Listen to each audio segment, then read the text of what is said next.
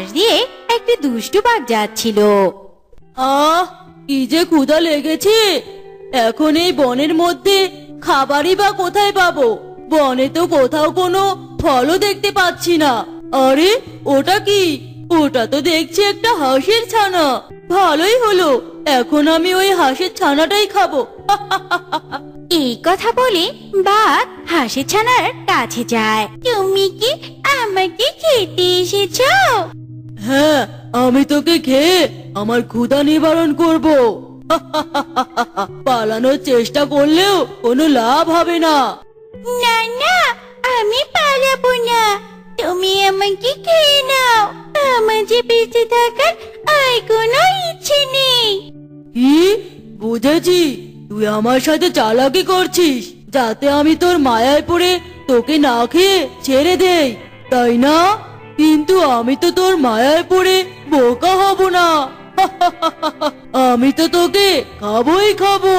এরপর বাঘ যে না হাঁসের ছানাটাকে ধরে খেতে ধরে, অমনি সেখানে একটা পরীকন্যা চলে আসে। দাঁড়া, খবরদার, তুই এই হাঁসের বাচ্চাটাকে কিচ্ছু করবি না।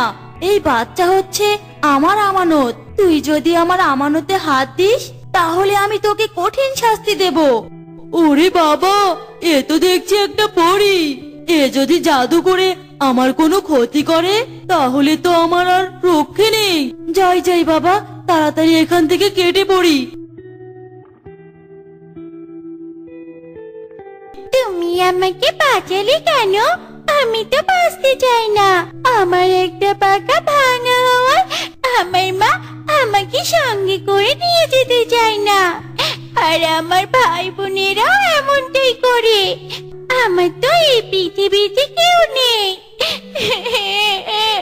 এর চেয়ে ভালো হয় তুমি আমাকে মেরে ফেলো।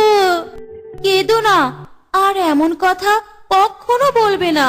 পৃথিবীতে তোমার কেউ না থাকলেও আমি তো আছি। আমি হলাম পরীকন্যা। এখন থেকে তুমি আমার সাথেই থাকবে, আর আমি তোমাকে অনেক আদর যত্ন করে বড় করব। কি বললে তুমি? তুমি আমাকে তোমার সঙ্গে রাখবে? তুমি তো পরী, আমি তোমার সাথে থাকবো কেমন করে? হ্যাঁ, এটা ঠিক যে আমি তোমার সাথে সব সময় থাকতে পারবো না, কিন্তু আমি আমার জাদু শক্তি দিয়ে এখানে তোমার জন্য একটা থাকার জায়গা করে দিচ্ছি। এতে তোমার কোনো অসুবিধাই হবে না। কিন্তু পরী, আমি কি উঠতে সাঁতার কাটতে পারবো না কখনো? পারবে তো, তুমি তো এখনো ছোট। আগে একটু বড় হও, তারপর আমি তোমাকে উড়বার সাঁতার কাটার শক্তি দেব। এবার বুঝেছো?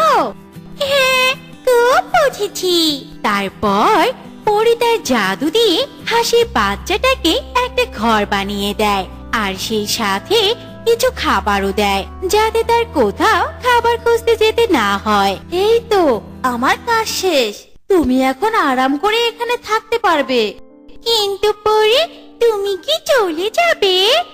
হ্যাঁ, আমাকে তো যেতেই হবে। না গেলে হয় না, থেকে যাও না আমার সঙ্গে। তুমি মন খারাপ করো না, আমি তোমাকে রোজ দেখতে আসবো আর তোমাকে অনেক আদর করব। আচ্ছা ঠিক আছে, রোজ এসো কিন্তু। হ্যাঁ হ্যাঁ, আমি রোজই আসবো তোমাকে দেখতে। তাহলে এখন আমি চলি।